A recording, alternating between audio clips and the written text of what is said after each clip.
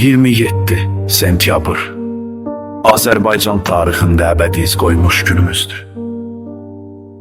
Bugün şəhidlərimizin şəhadət zirvəsinə ucaldığı anım günümüzdür.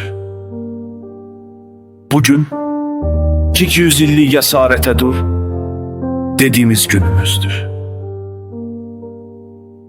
Bugün milli birlik, dur ve direniş günümüzdür.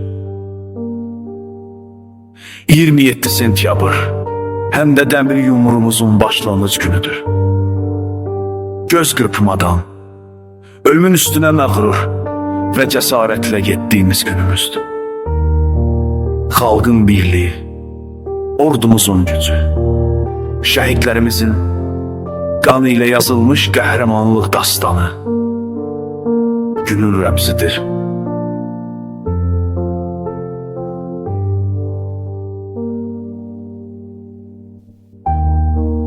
Unutmayaq ki, bu torpaq şəhidlərimizin qanı ilə müqəddəsdir.